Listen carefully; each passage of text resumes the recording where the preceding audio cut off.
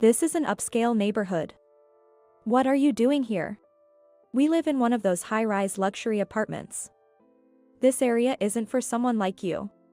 I never imagined I would run into the man who cheated and left me for a younger woman. And to top it off, they both look down on me again. You're still as plain and poor-looking as ever. Oh, by the way, I make $100,000 a year. $100,000 a year? That must be tough. It was my husband who uttered those unexpected words.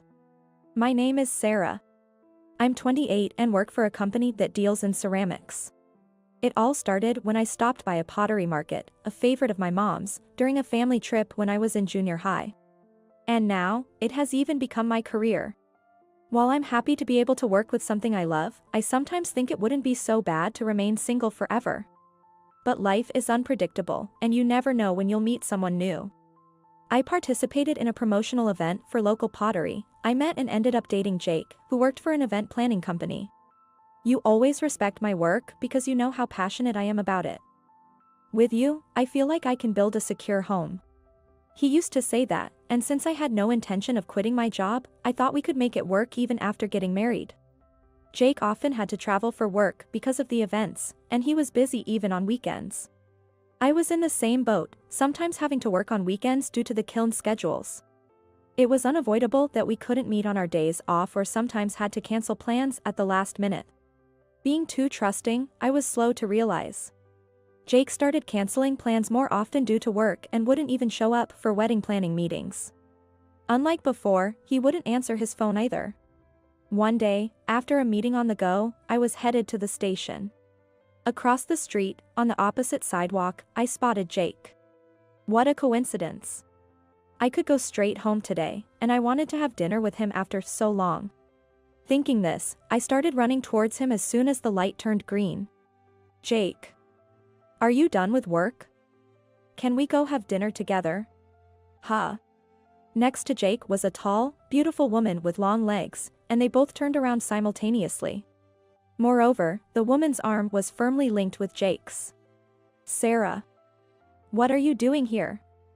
What a coincidence. I was nearby for a work meeting, and it just ended. Are you still working, Jake? And who might this lady be? It clearly didn't look like he was working, but I asked calmly anyway. I knew his job involved interacting with many event companions and models. Ah, this is Monica, a model. Hello. She smiled at me warmly. Wow, she's not only stylish and pretty, but she's also a model. So it's business related after all. I felt a bit relieved. I'm not thrilled about them being arm in arm, or rather, that they've been arm in arm this whole time. But maybe that's normal for someone who works as a model. Hello. I'm Sarah, engaged to Jake. When I greeted them, Jake made a face as if he had bitten into something bitter, and Monica, as she was called, looked back and forth between him and me, then burst out laughing. Wait, this person is your fiancé? No way, we've run into each other, Jay. She calls him Jay. Come on, I told you to hurry up. Let's just make things clear right here. As she said this with a coy look, he turned to face me. Look, Sarah, I'm dating Monica. What? Sorry, but let's pretend our engagement never happened. I'm going to marry Monica. What? Wait, Jake, what are you saying? I met Monica at an outdoor festival event, and we both felt it was destiny right away. Oh, sorry. But Jay was the one who pursued me, saying he'd break up with his girlfriend. She said it so nonchalantly. So, thanks for everything up till now. Wait, Jake. Let's at least talk this through properly. But there's nothing left to talk about. What? I've made up my mind. Monica is as cute and stylish as you can see, and she's just the best. She's only 24 and comes from a wealthy family. Jay, you're so funny. My dad's just a CEO, that's all. So, I'm going to marry Monica and become rich. What? You're quitting your job too? I thought you loved your current job. I'm doing it for Monica. It pays better than my current job anyway. Oh, and make sure to cancel the venue, okay? Don't worry. I'll pay the cancellation fee since it's my responsibility. Wow, Jay, you're so responsible. I want to be with you as soon as possible. Yay! So cool. I barely managed to keep from collapsing right there. It was no use, nothing I could say would matter. Just as she said, Jake looked utterly smitten with her. Okay. I managed to squeeze out a response. I can't cry here, not in front of these people. Oh, well then, see you around. Keep on getting dirty with your pottery. What's that supposed to mean? The two of them walked away arm in arm, looking very happy. 2 years after breaking up with Jake, I turned 30 and was still completely devoted to my work. Now, I don't have any feelings left for that man. In fact, I consider myself lucky that I didn't have to deal with him cheating on me after marriage. Seeing the ceramics I designed come out of the kiln always lifted my spirits. And there was someone who noticed that. Luke, a craftsman at the kiln I've been working with for years, had been watching me. I had always thought his mind was filled only with ceramics. I was surprised when he asked me out to dinner and confessed to me on our 3rd date. I respected him as a craftsman, so I was genuinely pleased. But carrying the trauma from my past, I was hesitant to dive into a relationship. So I told him everything, holding nothing back. After all, I had announced my engagement at work and to the people at the kiln, so he knew about its dissolution. He listened quietly and then gave me his usual kind smile. That must have been tough for you. Yes. To be honest, I was shocked when I heard you were getting married. But it made sense that someone as wonderful as you would have a partner. And I blamed myself for not making a move sooner. What? It was an unexpected revelation. When you said your marriage was off, forcing a smile, I wanted to be there for you right away, but I thought you needed time. I just hoped that by immersing yourself in your work and continuing to create great pieces, you'd find your spirit again. You've been thinking about me for that long. And, believe it or not, I'm quite popular. Huh? Maybe it's because my grandfather is wealthy, but I've had my fair share of advances from very beautiful women, and I've dated a few. But I never felt a spark. I enjoy playing with clay much more. Sure. He wasn't bragging or joking, just speaking matter-of-factly with a serious expression. It's this kind of naturalness. I thought, and then he looked straight at me. Sarah, you're the first person I've ever wanted to make happy. While I felt a slight urge to laugh, my heart also warmed. With him, I felt it would be okay. Naturally, I found myself saying, I'm happy. Please take care of me. A year later, Luke and I got married. Everyone at the company and the kiln celebrated with us. Since we wanted to continue working, we decided to live in 2 places at the beginning of our marriage. One was his family home near the kiln. I had heard his grandfather was wealthy, but I was astonished to see such a mansion. We live in a section of that mansion. In the future, we plan to leave my job and live here full-time, working together at the kiln. The other was a condo we rented near my company in the city center. The condo is still not fully furnished, so today we visited a nearby interior shop. That's where an unexpected encounter awaited us. It wasn't a pleasant one. As we were looking at the sofas, we heard a voice from behind. Is that the plain Jane, Sarah, over there? Jake. It had been over 3 years, but I couldn't forget him. My ex-fiancé, Jake, was standing there. And with him was his model girlfriend, Monica. I knew they had gotten married as they had declared. It was because his model girlfriend was loudly broadcasting it on social media and in magazines. But somehow, Monica didn't look as pretty as before, her expression seemed harsher, or somehow different. Come to think of it, I hadn't seen her in the media recently. Jake was smirking, but his face lacked vitality. This is an upscale neighborhood. What are you doing here? Oh, do you need a permit to shop in an upscale neighborhood? Really? You don't live around here, do you? This store is expensive, not for someone like you. Yeah, you're still as plain and poor-looking as ever. You love the color of soil, huh? I didn't expect an apology for the past, but I was fed up with his condescending attitude. Exactly. If someone as unfashionable as you comes in, it lowers the store's class. People might think we're poor too. We came all the way from our place, just around the corner in that famous high-rise. And we're on the 25th floor.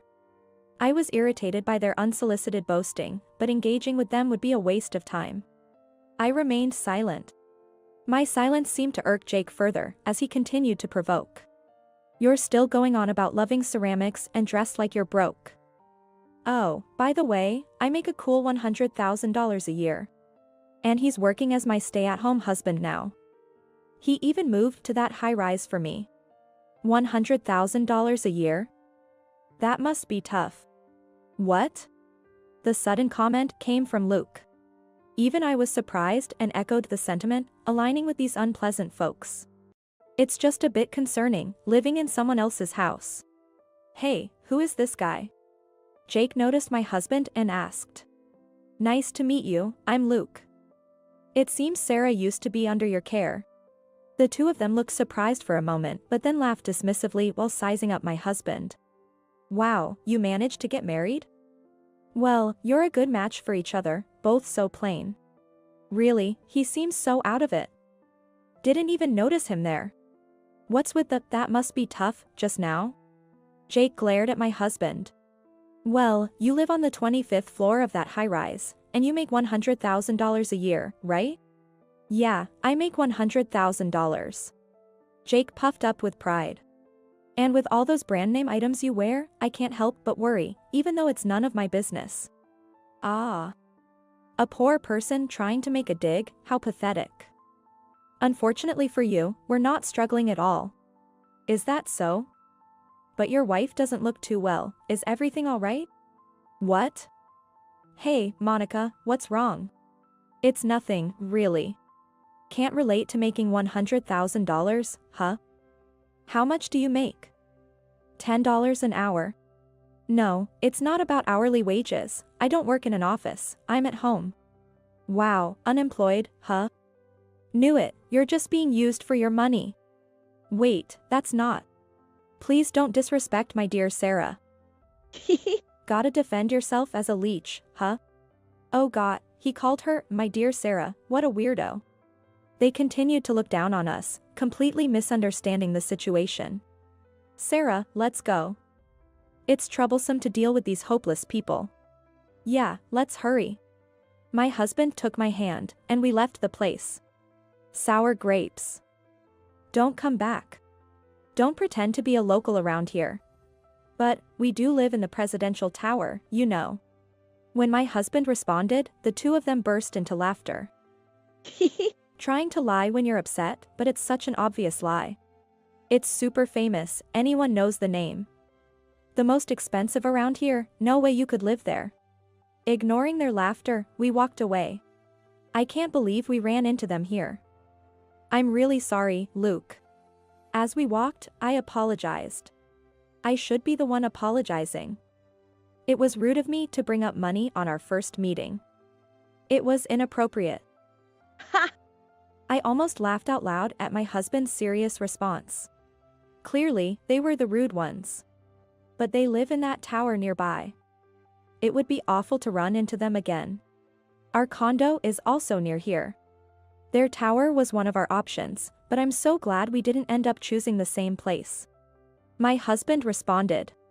Don't worry, they'll be gone soon. What do you mean? Isn't that lady's family wealthy? Do you know her name? Huh. I was confused by what my husband meant, staring at him blankly. A few days later. As my husband and I were about to leave through the entrance, we suddenly heard a voice. There you are. Wow, you really do live here. Jake and his wife appeared in front of us, making me wide-eyed. Why are you here? Please, help us. What? We're being kicked out of that high-rise. Oh. Why is that? Well, because of rent arrears. You haven't been paying your rent? Well, that's understandable then. It really had nothing to do with us. Just wait. They were okay with waiting for the payment until suddenly they said they couldn't wait anymore. It's because of your husband. This time, Monica shouted. And how is that my husband's fault? When I heard the name Smith, I couldn't believe it. Your husband owns that high-rise? She was visibly frustrated, her face turning red. It's not me, but my father. What? It originally belonged to my grandfather, but now I think it's under my father's name. Well, it doesn't really matter either way. The management company said if there's no further payment, they'll start eviction proceedings. That's only natural. It's not a charity. But that's why I said it must be tough with a $100,000 salary. What do you mean by that? Jake shouted. With a $100,000 income, a couple should be able to live quite comfortably. But the rent for the 25th floor there is $5,000 a month, right? Surely you didn't forget to account for taxes. Huh? And on top of that, living a life filled with branded luxuries. It would be strange if you weren't struggling. Monica, you were the one who wanted to live there. When did the rent even start falling behind? But the social circle in the high floors of that high-rise. There are luxury lunches, spas. You need to have nice bags and jewelry or you won't be taken seriously. You don't have to associate with such people, you know. Why? Is keeping up appearances so important that you'd go into debt for it? What debt? Jake raised his voice in shock. He seemed utterly surprised. Did he not know? You're telling me we're behind on rent and in debt. That's why it's tough to be at the top, even in the fashion world. I can't be seen in shabby clothes as a model. You hardly have any modeling jobs left, do you? Ugh. So that's it. No wonder I hadn't seen her around lately. It seems like a tough industry, always bringing in younger and newer faces one after another. As I murmured, Monica glared at me with a fierce look. Shut up, you plain Jane. Damn it, what's with you? You said you'd handle the finances, and now you haven't even paid the rent. Jake confronted Monica. But her family is wealthy, right? You always boasted about that. Why not ask them for help?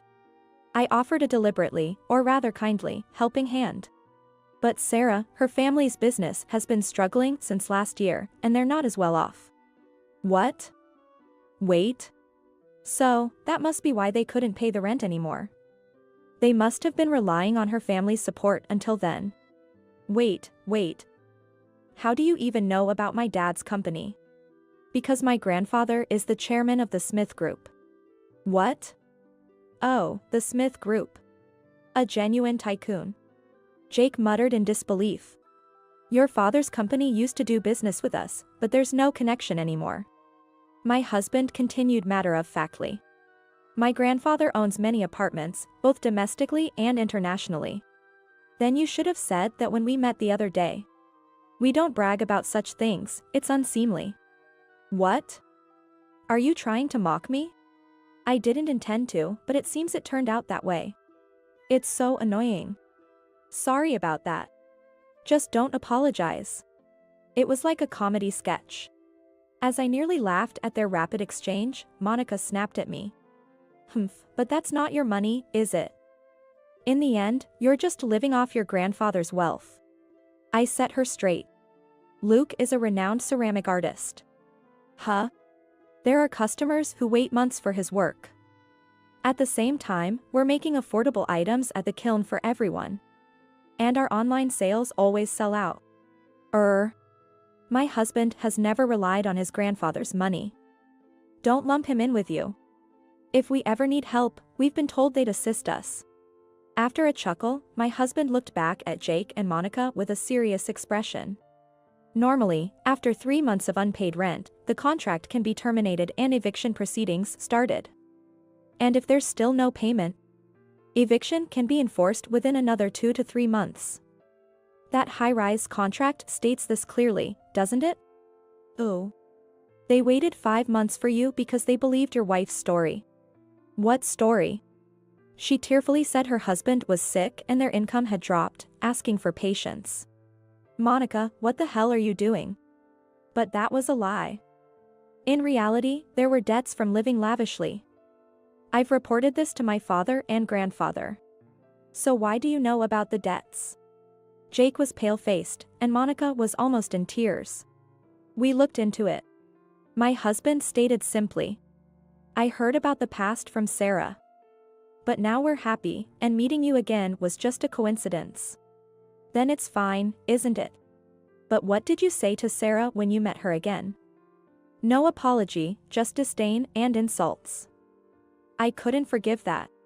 No way. And I was genuinely worried, hearing you lived in that high-rise on a $100,000 salary. No. Actually, it's good that you found out about the debt before it got any worse.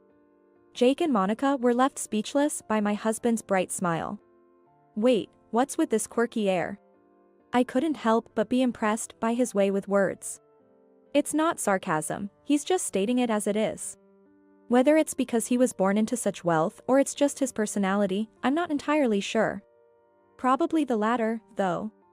Hey, Sarah, help me out, I'll apologize. Yeah, you can fix this if you ask, right? Wow, suddenly they're changing their tune. I must decline. I mimicked my husband's smile.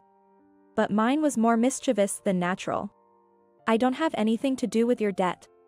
That's right. Let's go, Sarah. Wait, please. Don't just cut us off with a smile. Ignoring their desperate cries, I started walking hand in hand with my husband. Eventually, Jake and Monica were, of course, evicted from the high-rise.